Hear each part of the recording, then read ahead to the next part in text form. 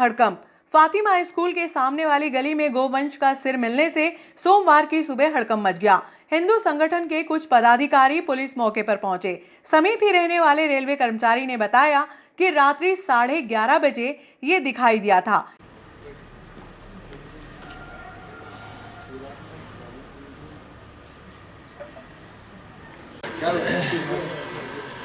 गाड़ी आ गई बीच में।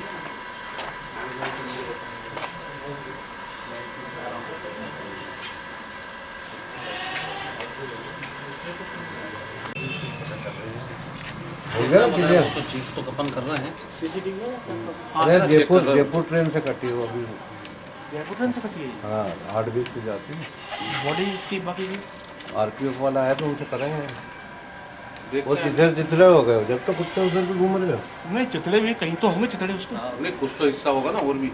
चितड़े तो कुछ तो आड़ी लगेगा अपने को। अपन एक काम करते हैं, इसको कलेक्ट कर लेते हैं, बाकी का अपन वहाँ जाके और देख लेते हैं वहाँ है नहीं है। ये कट्टा किसी काम करते हैं? हाँ नीचे वाला ले लो, नीचे वाला साफ है। नीचे इसमें डालो, बाकी चीज टुकड़े इस कपड़े में रखते हैं और इसमें डाल लो, कट्टे में कपड़े में रखो। कपड़े में रखो। एक अन्य व्यक्ति ने बताया कि स्वान खींच कर लाए हैं। टीआई अमृतलाल गौरी ने पुलिस फोर्स के साथ जब कोटा रेलवे ट्रैक पर सर्चिंग की तो एगोशदीप स्कूल से कुछ दूरी पर गोवंश की बॉडी मिली। आरपीएफ से संपर्क करने पर पता चला कि रात्रि 8:30 बजे ट्रेन की चपेट में आने से दुर्घटना हुई थी। टीआई गौरी ने नगर पालिका की टीम से गोवंश के अंतिम संस्कार को करवाया। इस दौरान हिंदू संगठन के पदाधिकारीगण मौजूद थे।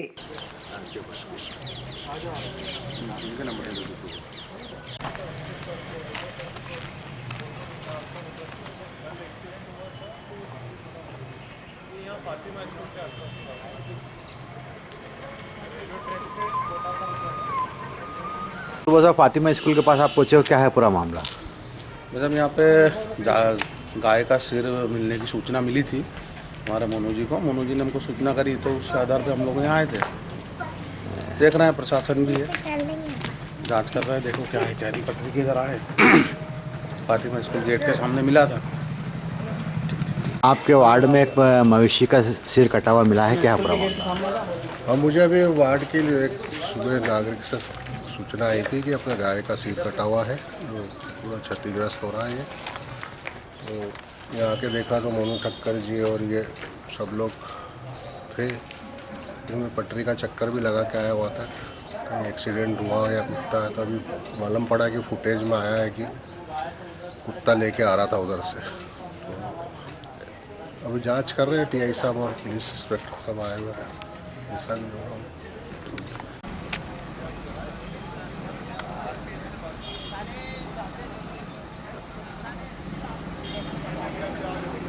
के पास में गोवंश का सर मिला था, क्या है मामला? सुबह हमको जानकारी मिली थी कि फातिमा स्कूल के पास विक्षिप्त अवस्था में गोवंश का शव मिला था, जिसके संबंध में जानकारी प्राप्त होने पर हमने थाने के फोर्स को एग्जाई किया और इसके संबंध में जानकारी प्राप्त करने के लिए चारों तरफ फोर्स के माध्यम से सर्च करवाया। सर्च करने पर जानकारी प्राप्त हुई कि रेलवे ट्रैक पर 667/37 पर रात में करीब 9:30 बजे के आसपास जयपुर एक्सप्रेस आती है। उसके एक्सीडेंट से एक गाय का केड़ा वो उस पर आ गया था, तह में आ गया था, जिसके कारण विक्षिप्त हो गया था और उसका शव एक कुत्ते के माध्यम से ले जाया गया है। ये जानकारी प्राप्त हुई है। ये भी एक आदमी को लाया नहीं, डिस्पोजल करते भाई ये तो ये नगर पालिका ले जाता है। नहीं तो कहाँ कर।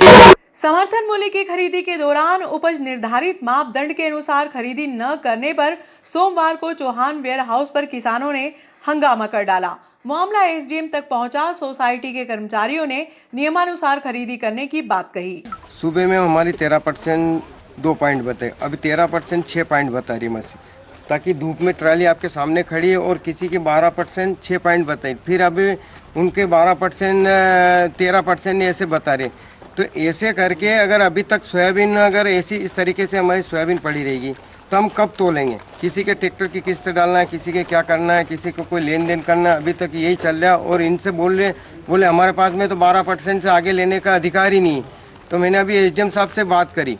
एसडीएम साहब ने बोले ऐसा छोड़िए, 2 महीने हो गया, सोयाबीन तो सूख गई है, अब लेने में क्या दिक्कत आ रही है? मैंने बोला सर हमारी सोयाबीन ग्रेडिंग कर रखी है, उसमें मिट्टी भी नहीं है, कुछ भी नहीं है, और ये लोग बहानाबाजी कर रहे हैं।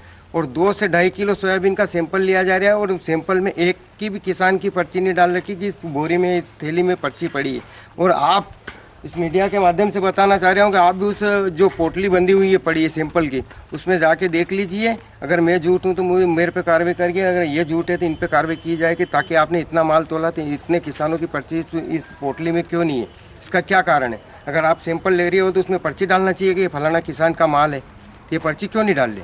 कौन सी सोसाइटी खरीदी कर रही है आप? ये बेड़ामिया सोसाइटी में है और चौहान वेयर हाउस पे है। और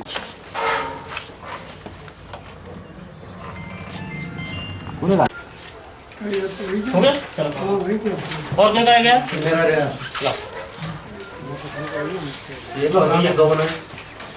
यहाँ पर सैंपल ले रहा हो आप, सैंपल लेने के बाद में कोई इसमें पर्ची नहीं डाल रहा हो और 2-2 जगह सैंपल है, क्या मामला है सर?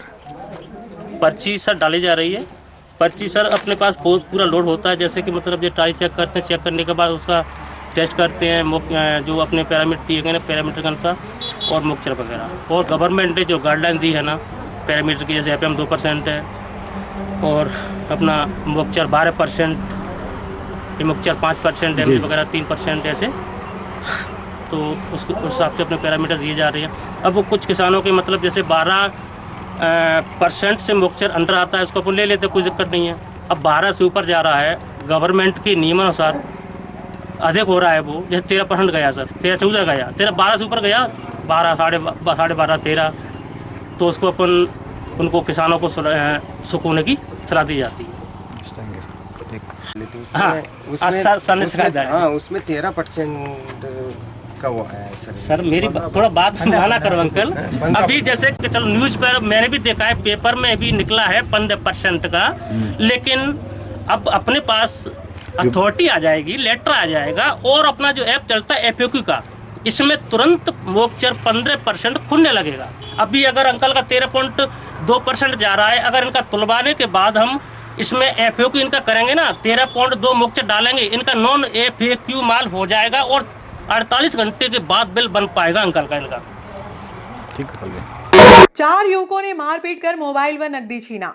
गांव भगतपुरी में मांगलिक आयोजन में शामिल होने के लिए आए एक व्यक्ति के साथ कुछ युवकों ने मुक्ति धाम के समीप मारपीट कर मोबाइल व नकदी छीन लिया। सूचना मिलने पर पुलिस मौके पर पहुंची और सीसीटीवी कैमरे को चेक किया। पुलिस ने पीड़ित की शिकायत पर मामला जांच में लिया। गांव जलोद निवासी मदन पिता करुलाल नरवरिया सोमवार को गांव भगतपुरी में मांगलिक आयोजन में शामिल होने के लिए आए थे। इसी दौरान किसी काम से मुक्ति धाम के समीप से गुजर रहे थे कि कार सवार 4 युवकों ने उनके साथ मारपीट की और मोबाइल नकदी छीन लिया। मदन का आरोप है कि चारों युवक उसे कार में बैठाकर थाने ले जाने की बात कह रहे थे, लेकिन मदन कार में नहीं बैठा। इसी दौरान युवकों ने मदन से उसकी बाइक की चाबी छीनने का प्रयास किया, लेकिन सफल नहीं हो पाए। मदन के शोर मचाने पर 4 युवक कार में बैठकर फरार हो गए। सूचना मिलने पर प्रधान आरक्षक यशपाल सिंह सिसोदिया, आरक्षक दीपक कायस्थ आदि पहुंचे और मुक्ति धाम के सीसीटीवी कैमरे को चेक किया, जिसमें एक लाल रंग की कार जाते हुए दिखाई दी।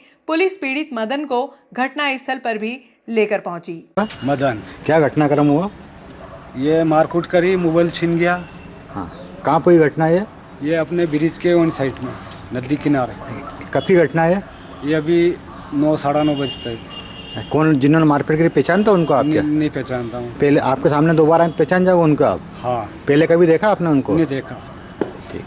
कहाँ के रहने वाला आप? मैं रतलाम नौगम जागीर। यहाँ क्या करने आया था? यहाँ अपने कार्यक्रम में आया था। मुक्ति धाम में किसी कार्यक्रम में आए थे? नहीं, अपने वो लड़की की सगाई में।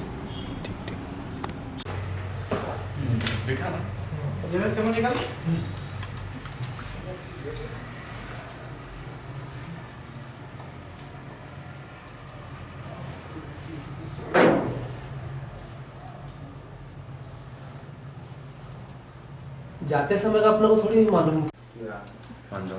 ये ब्रेजा लग रही, लूट का एक मामला आया। मोबाइल लूट करने के बाद कार में बिठा के थाने ले जा रहे थे, क्या मामला है? मामला यही है, बाथरूम करने हमारे यहाँ प्रोग्राम चल रहा है। मेरे भतीजी की सगाई है, तो ये हमारे जिया जी हैं जो नौगांव और जहांगीर से आए हैं। तो ये माता जी के दर्शन करके ब्रिज के नीचे बाथरूम करने गए। बाथरूम करके उधर से आ रहे थे, इनके साथ में एक और व्यक्ति थे, वो हमारा मामा जी है। वो आ रहे थे बाथरूम करके, तो उनसे कुछ बातचीत कर रहे थे, तो ये समझा क्या मालूम कोई बातचीत कर रहे होंगे, तो इन्होंने उनसे पूछाताछी करा, इतने में इनसे छीना छपटी करी, मारकूट की वारदात करने की कोशिश करी। मारा कूटा का नहीं था, मारा कूटा इनको, और उनके पास से मोबाइल और पैसे छीन के, और इनको भी गाड़ी के अंदर बिठा रहे थे, तो बोले चलो थाने पे, ऐसा बोल के, और इनकी जो बाइक की चाबी थी वो भी छीन रहे थे, तो इन्होंने छीना छपटी करके बाइक की चाबी छीन ली। ये